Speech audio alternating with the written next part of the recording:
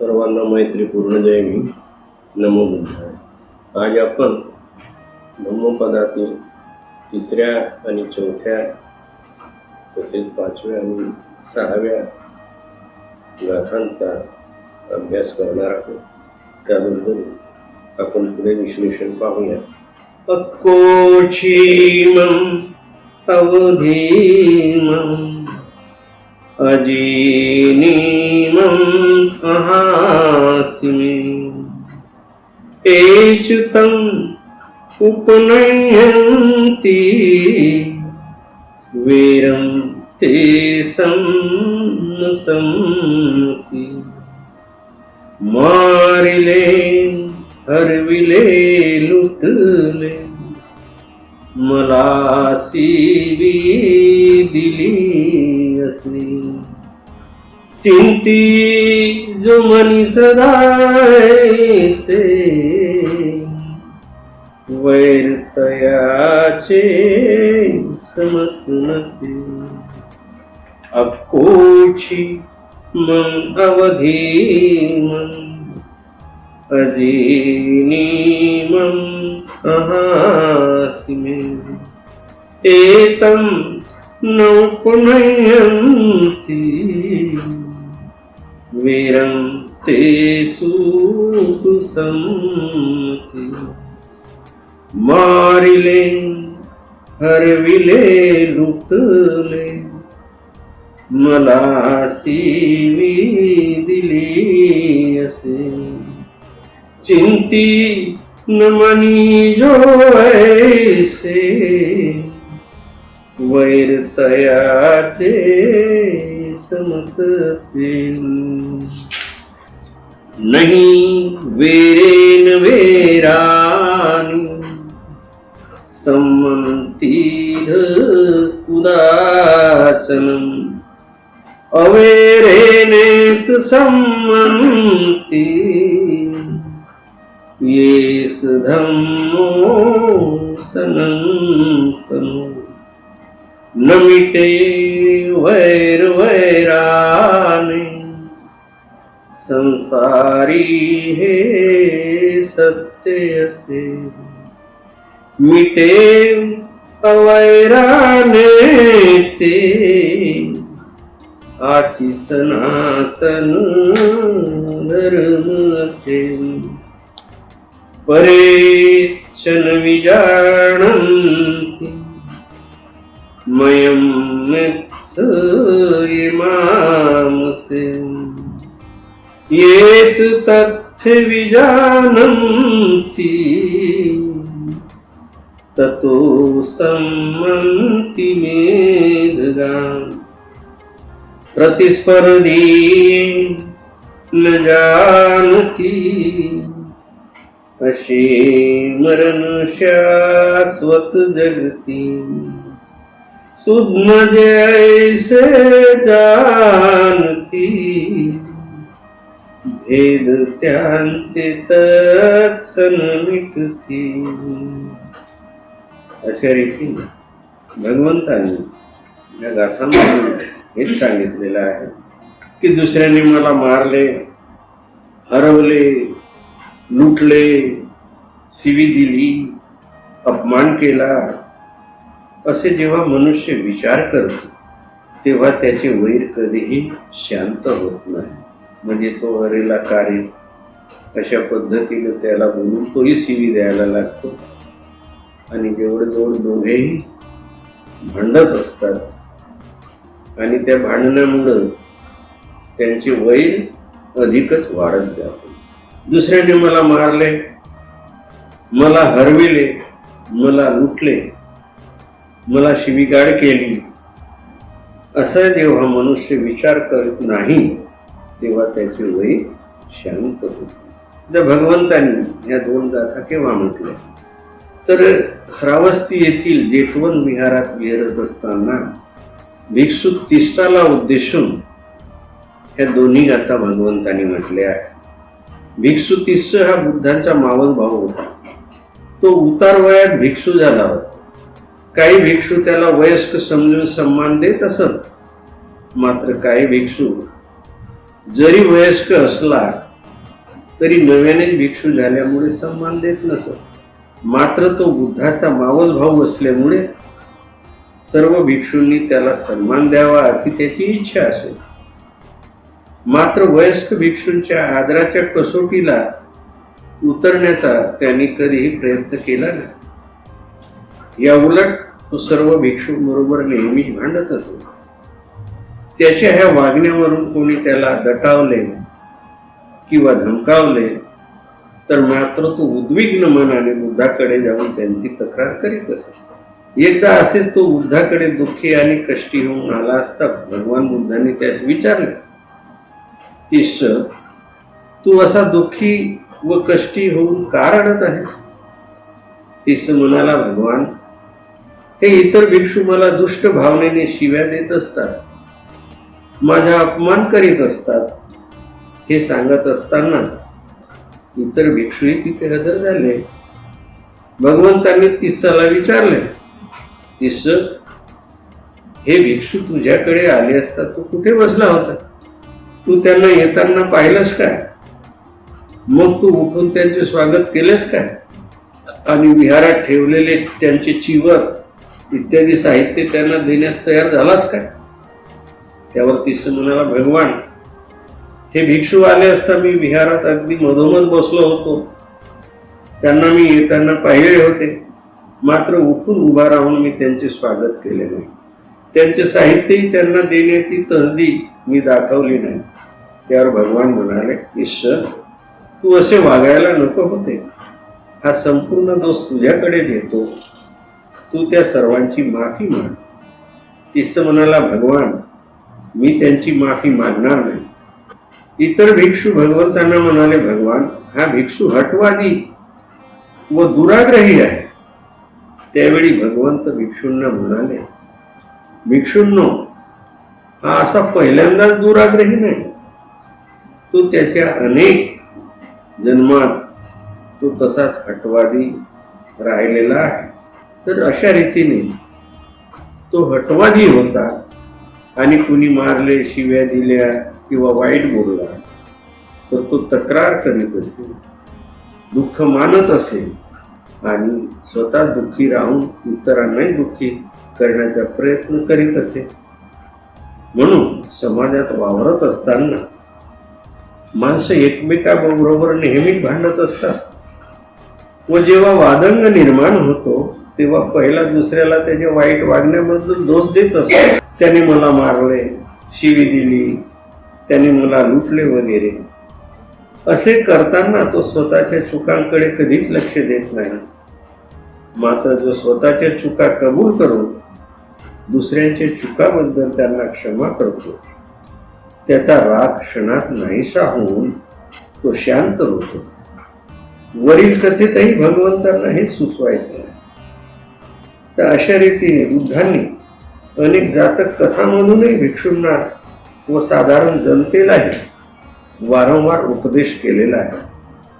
बुद्ध त्यांच्या शिष्यांना नेहमीच सांगत असत की कुठल्याही प्रसंगी उद्दीपित न होता, प्रतिक्रिया न करता शांत राहायला शिकले पाहिजे. बुद्धांना कित्येकदा शिव्या देण्यात आल्या, टीका करण्यात आल्या, त्यांना दगड मारण्यात आले, हल्ले करण्यात आले, परंतु ते कधीही विचलित झाले नाही. स्वतः शांत राहिले व शिष्यांनाही शांत राहण्यास शिकवले. त्याने विरोधकांचे अवसान गळाले व ते बुद्धांना सरळ आले.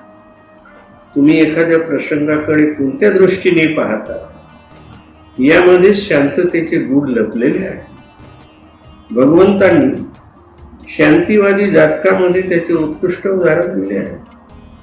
त्या जातक कथेमध्ये गौतम बुद्ध हे त्यांच्या पूर्वजन्मात शांतीवादी नावाचे संत होते. त्यावेळी राज्य करीत असलेला निष्ठुर राजाने त्या संतांच्या शांत स्वभावाची परीक्षा घेण्याचे ठरवले. त्या राजाने शांतीवादी संतांच्या शरीराचे एक एक अवयव कापणे चालू केले. तरीही तो संत मरेपर्यंत एकच वाक्य उच्चारत होता, ह्या राजाला दीर्घायुष्य लाभो व तो कुठल्याही हानीपासून मुक्त हो. शांतीचे एवढे महान उदाहरण जगात दुसरे असू शकेल काय? वरील दोन्ही गाथा माणसाच्या मनोविकाराचे एक अंग उजागर करताना बुद्ध नेहमीच आपल्या शिष्यांना सूड भावनेने न वागता प्रत्येक वेळी शांत राहून उपेक्षा भाव बाळगण्याचा आग्रह करीत असत. बदला घेण्याची क्षमता असूनही जे दुसऱ्याला क्षमा करतात त्यांची बुद्धांनी नेहमी स्तुती केलेली आहे. धम्मपदामध्ये भगवंतांनी सुडाची भावना न ठेवता त्यांच्यावर दया दाखवली आहे. शांतता राखणे म्हणजे दुबळेपणाचे किंवा पराभूत होण्याचे लक्षण नव्हे.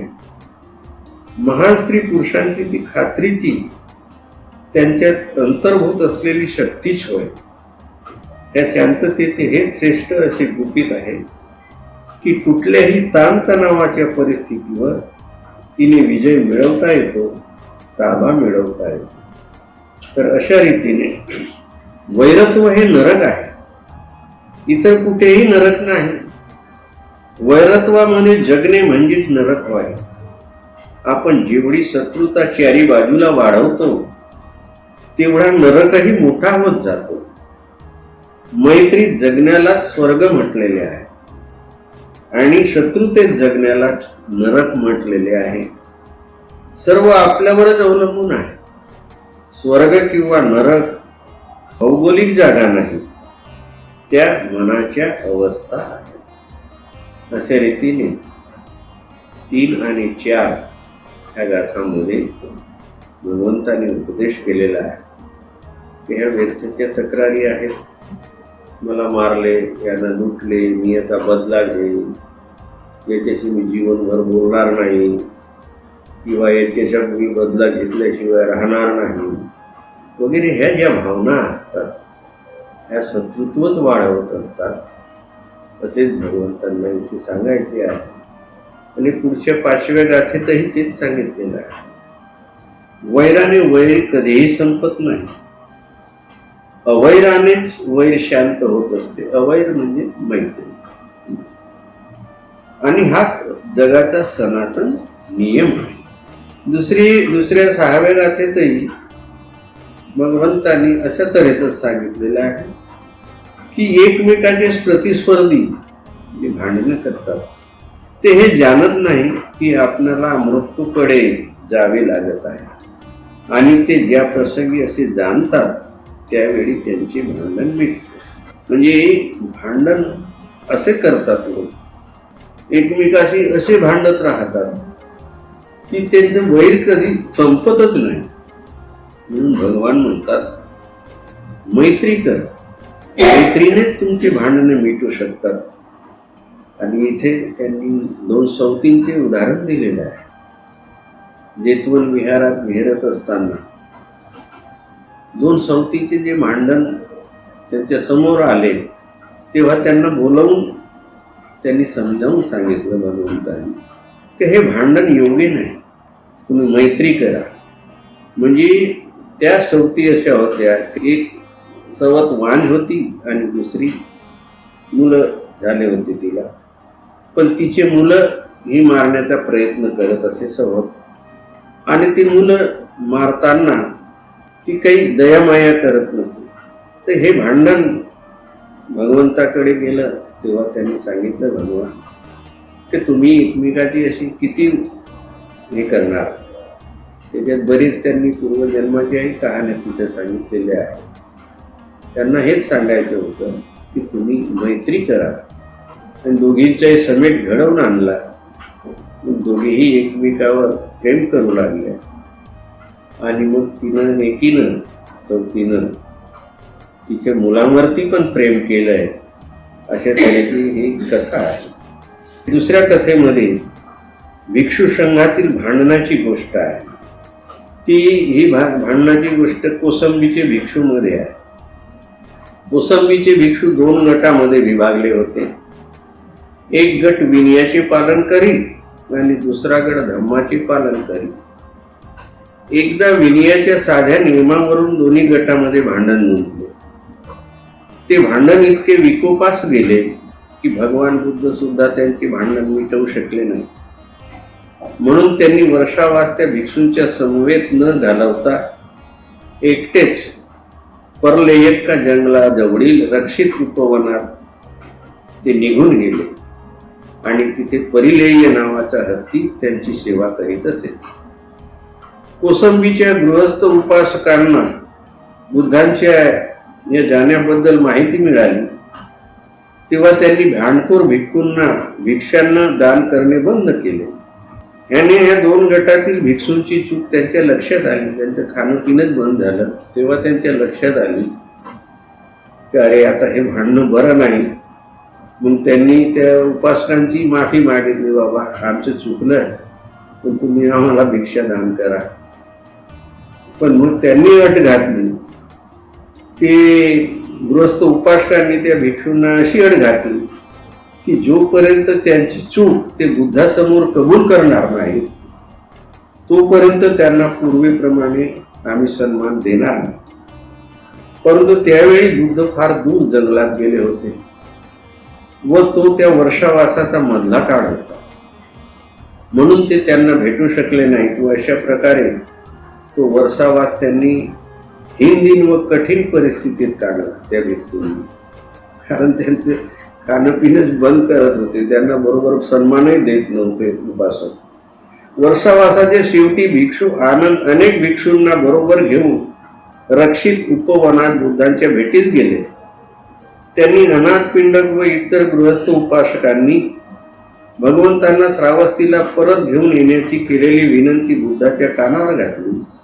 जेव्हा भगवान श्रावस्तीच्या जेतवन वनात परतले तेव्हा सर्व भिक्षूंनी त्यांचे पाय धरले व झालेल्या चुकीबद्दल क्षमा मागितली. त्यावेळी भगवंतांनी त्यांची कान उघडणी केली आणि सांगितलं की एक दिवस आपल्या सर्वांनाच मरायचं आहे ना. कोण जगण्यासाठी आलाय, कोण अमरत्वाचा पट्टा घेऊन आलेला आहे आणि मरण हेच सत्य आहे, जीवन अनित्य आहे.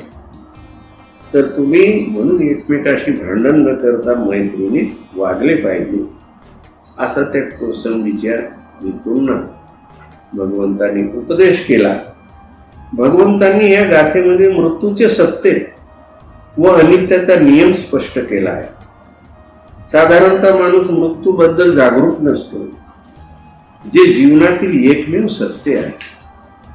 अनेक व्यक्ती दुसऱ्याच्या मरणाबद्दल दया व्यक्त करीत असतात. अरे अरे बिचारा मेला, दुसऱ्याबद्दल आपण बोलतो, परंतु त्याला वाटत नाही की मी पण एक दिवस असाच मरणार आहे, मला मृत्यू येणारच नाही. अशा पद्धतीने माणसं वागतात, किती अभिमान बाळगतात, किती गर्व करतात. मी म्हणजे माझ्याबद्दल स्वतः गर्व करतात, प्रत्येकाबद्दल आपल्या मनात अभिमान बाळगतात आपल्याबद्दल. आणि म्हणूनच स्वतःमध्ये सीन संवर्धन करण्याच्या बाबतीत तो निष्काळजी असतो. तो स्वतःला वादविवाद व झगड्यात गुंतवतो आणि जेव्हा त्याच्या आशा आकांक्षा विस्कळीत होतात तेव्हा मात्र तो विषण्ण व उदासीन होतो. आणि म्हणूनच माणसाने मृत्यूचे सदैव स्मरण करून स्वतःला शीलामध्ये सदाचारामध्ये समाहित करण्याचा प्रयत्न केला पाहिजे. या जगात असे कित्येक लोक आहेत की जे दीर्घायुष्य, तारुण्य आणि भौतिक श्रीमंतीच्या मोहात पडलेले आहेत. ते हे पण विसरतात की आपल्याला मरण अटळ आहे, जे आल्यावर सर्व तारुण्य नष्ट होऊन धनसंपत्ती इथेच पडून राहणार आहे. क्षणिक सुखाच्या मागे लागून बरेच लोक कामवासनेच्या आहारी गेलेले असतात, दुराचारात गुंतलेले असतात, पंचेंद्रियावर त्यांचा संयम नसतो. असे लोक जाणत नाही की हे भौतिक सुख क्षणिक असून नाशाकडे घेऊन जात असते. आणि कोणतीही गोष्ट जर मनासारखी घडली नाही की मग ते दुःखी कष्टी होतात. म्हणून शाश्वत सुख हवे असेल तर भगवान बुद्ध म्हणतात, प्रियजनांच्या वियोगामुळे होणारा शोक, धनसंपत्तीचा वियोग यामुळे अनित्य बोधच जागला पाहिजे. एकमेकाशी न भांडता मैत्रीच विकसित करण्याचा प्रयत्न केला पाहिजे. कारण तुमच्या मृत्यूबरोबरच ह्या सर्व भौतिक गोष्टी तुमच्या पुरत्या तरी नष्ट झालेल्या असतील, ज्या तुमच्या बरोबर येऊ शकणार नाही. मात्र तुमचं शीलाचरण हे सदैव म्हणजे मृत्यूनंतर सुद्धा तुमच्या बरोबर कायम असेल. मृत्यूबद्दलचा शाश्वत नियम जाणून घेणे हा बौद्ध तत्वज्ञानाचा गाभा आहे. ह्या जगात वेगवेगळ्या परंपरेत जगणारे लोक आहेत, जे मृत्यू हा शब्द कानी पडताच संतापतात व त्यावर प्रतिक्रिया करतात. मृत्यू हा शब्दच त्यांना भयावह वाटतो व त्यांच्या आनंदावर व सुखावर विरजन पडल्यासारखे त्यांना वाटते. ते दीर्घायुष्याने, उत्तम स्वास्थ्याने, तरुणावस्थेने व प्रगतीने मोहित झालेले असतात व त्यामुळे ते संपूर्णतः विसरलेले असतात की आपण मरणाधीन आहोत. पंचेंद्रियाच्या क्षणिक सुखात बुडालेले असल्यामुळे ते जगातील लौकिक समाधानच शोधत असतात. भावी जीवनाबद्दल ते पूर्णतः अनादर दाखवित असतात आणि काया, वाचा व मनाने दुर्गुणामध्ये लिप्त असतात. त्या अनित्य आणि क्षणिक असणाऱ्या जीवनाला असे लोक नित्य आणि शाश्वत समजत असतात. म्हणून अशा तऱ्हेच्या अज्ञ आणि आंधळ्या लोकांमध्ये कायमच असमाधानाची वृत्ती वास करीत असते. अशा लोकांचे आई वडिलांच्या, पुत्रांच्या वियोगाने झालेले दुःख, धनसंपत्ती नष्ट झाल्याचे दुःख किंवा इतर दुःख शमविणे फार कठीण जाते. म्हणून संपूर्ण सजीव प्राण्यांचे जीवन भौतिक वस्तूही शाश्वत नसून अनित्य व क्षणिक असल्याचे सनातन सत्य बुद्ध जगासमोर मांडतात व प्रत्येक प्राणी मात्राने हे असमाधानाचे जीवन त्यागून शाश्वत शांती मिळवण्यासाठी मरणाला समजून घेतले पाहिजे, अनित्य समजून घेतले पाहिजे, जेणेकरून तुम्ही सुखी व समाधानी राहू शकाल. हाच बुद्धांचा संदेश वरील गाथेत विदित केला आहे. परंतु अज्ञ आणि आंधळ्या माणसाचा स्वभावच असा आहे की तो अनुभवाने कधी शिकतच नाही. मनुष्य रोज कोणी ना कोणीतरी अकाली मरण पावलेले बघतो, मात्र तो स्वतःला दीर्घायुष्य किंवा अमर समजत असतो. तो रोज अनेक रोगी लोक पाहत असतो, परंतु कायमच निरोगी राहील असे त्याला वाटत असते. तो रोज म्हातारे लोक पाहतो, परंतु मात्र कायमच चिरतरुण राहील याचे स्वप्न तो पाहत असतो. तो रोज श्रीमंताचे दिवाळे निघाल्याचे बघतो, परंतु माझी संपत्ती कधी नष्ट होणार नाही असे त्याला वाटत असते. असे दिवा स्वप्न पाहत मनुष्य कायमच मृगजळाच्या पाठीमागे धावत असतो. तो अनित्याचा शाश्वत नियम अनुभवानेही जाणत नाही आणि म्हणूनच तो जीवनभर दुःखी असतो. भगवान आपल्या संदेशात ह्या सनातन नियमाचे स्मरण ठेवण्यास सांगतात, त्याबद्दल जागृत राहण्यास सांगतात. ते तुमचाच अनुभव तुम्हाला डोळसपणे पाहायला सांगतात व क्षणिक सुखाच्या पाठीमागे न लागता शाश्वत सुख मिळवण्यासाठी तुम्हाला सचेत करतात. आणि भगवंताचा हाच उपदेश आहे की मरणाचा लक्ष ठेवा, मरणाकडे. कारण मरण एक दिवस येणारच आहे. पण तुम्ही या गर्वाने जगता, ज्या अभिमानाने जगता आणि त्याच्यामुळे दुःखी होता. पद प्रतिष्ठेसाठी तुम्ही झगडत असता आणि मी ही अमुक होईनच, अमुक मंत्री होईल, अमुक पद मिळवील, ह्या आशेनं तुम्ही सतत झगडत असतात आणि कारस्थान करत असतात. हे दुःखाचं आगर आहे. ह्या पद प्रतिष्ठेच्या मागे लागणे हे दुःखाचं आगरच आहे. तर अशा रीतीने हे सगळं अनित्य आहे. एक ना एक दिवस जाणारे आहात, तुम्ही पण जाणार आहात. म्हणून याबद्दल तुम्ही मरणानुस्मृती ठेवा. मरणानुस्मृतीचं ध्यान सुद्धा भगवंतांनी सांगितलेलं आहे की हे जीवन अनित्य आहे. म्हणजे कशासाठी भांडण, कशासाठी एवढा आटापिटा चाललेला आहे. ह्या आटापिट्यावर संयम ठेवा आणि जे सहज होण्यासारख्या गोष्टी आहेत त्या पादाक्रांत करा, कारस्थानं बंद करा आणि सुखाने जगा. एवढा भगवंताचा संदेश या 2-3 गाथांमध्ये आहे. तर अशा रीतीने आपण 6व्या गाथेपर्यंत आज आलेलो आहे. पुढच्या गाथा पुढच्या एपिसोडमध्ये. धन्यवाद. जय हिंद.